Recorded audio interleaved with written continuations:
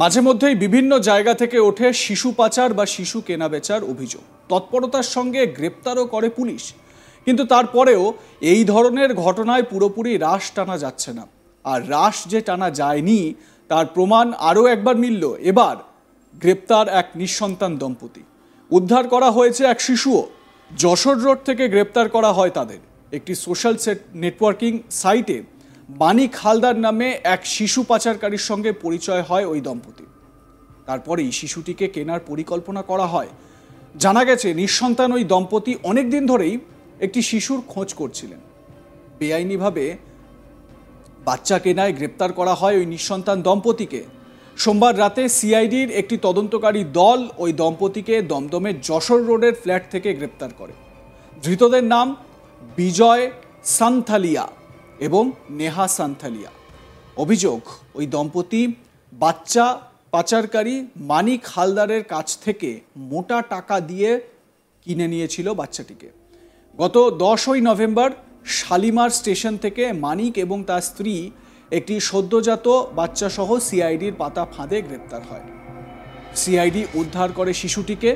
Police সূত্রে খবর, মানিকের খোলা সোশ্যাল নেটওয়ার্কিং সাইটে এদের পরিচয় হয়।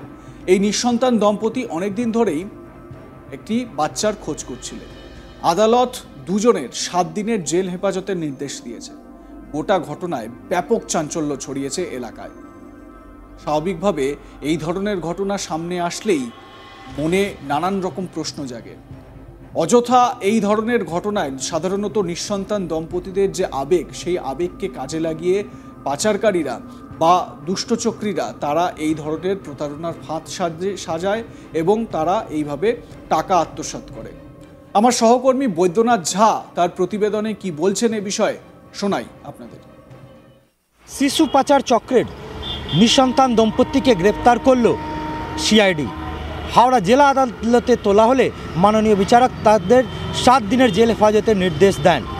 সিআইডি সূত্রে মারফত জানা যাচ্ছে, গত বছর নভেম্বর মাসে প্রায় 2 মাস আগে শালিমার স্টেশন থেকে সিআইডি 2 ব্যক্তিকে গ্রেপ্তার করে ও তাদের কাছ থেকে বেশ কিছু তথ্য সংগ্রহ করেন। তাদের নিজের হেফাজতে নেওয়ার পর যেটা জানা যায় যে নাগারবাজার যে যশোর রোড রয়েছে সেই এলাকায় এক নিঃসন্তান দম্পতিকে তারা একটি বাচ্চা বিক্রি করেছিলেন টাকার বিনিময়ে। সেই ঘটনায় সিআইডি আধিকারিকরা নাগারবাজার যশোর রোড এলাকা থেকে এই নিঃসন্তান দম্পতিকে গ্রেপ্তার করেছেন ও তাদের কাছ থেকে 2 মাস বাচ্চাকে উদ্ধার করা হয়েছে। শিশুকে উদ্ধার করে রাখা হয়েছে। এর পাশাপাশি সিআইডি আধিকারিক যেটা জানিয়েছেন যে মানিক বলে যে রয়েছেন মূল অভিযুক্ত, তাকে যখন গ্রেপ্তার করা হয় শালিমার স্টেশন থেকে তার সঙ্গে আর এক মহিলাকে, তখন তাদেরকে জিজ্ঞাসাবাদ করার পর বেশ কিছু তথ্য তাদের কাছে উঠে আসে ও সেই তথ্য অনুযায়ী তারা বিভিন্ন জায়গায় হানা দেন। সেই ঘটনার প্রেক্ষিতেই নাগারবাজার থেকে এই নিঃসন্তান দম্পতিকে গ্রেপ্তার করা হয়েছিল ও তাদেরকে কোর্টে তোলা হয়েছে। যেটা জানা যাচ্ছে যে বিভিন্ন সময় বিভিন্ন ক্ষেত্রে দেখা যায় যে শিশুদেরকে বিক্রি করে দেওয়া হয়েছে বা পাচার করা হয়েছে। এই ঘটনার সঙ্গে আন্তঃরাজ্যিক চক্র রয়েছে, কতটা চক্র কাজ করছে বা কোন কোন জায়গায় বা কোন কোন রাজ্যে কাজ করছে বা এই ঘটনার সঙ্গে আরও কারা যুক্ত রয়েছেন তার সমস্ত ঘটনা তদন্ত করার জন্য সিআইডি আধিকারিকরা বেশ কিছুদিন আগে এই ধরনের ঘটনার গ্রেপ্তার করেছিলেন ও তাদের জিজ্ঞাসাবাদ করার পর বেশ কিছু তথ্য উঠে আসে। সেই ভিত্তিতে যশোর রোড এলাকা থেকে নিঃসন্তান দম্পতিকে গ্রেপ্তার করা হয়েছে।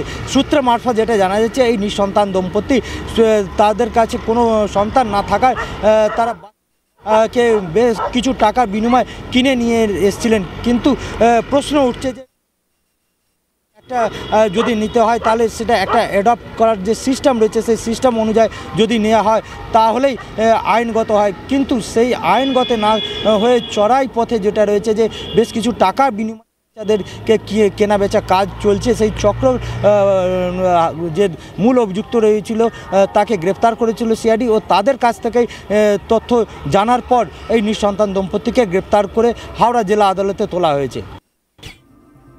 অর্থাৎ বিশাল এক চক্রের খোঁজ পাওয়া গেল, হদিশ মিলল।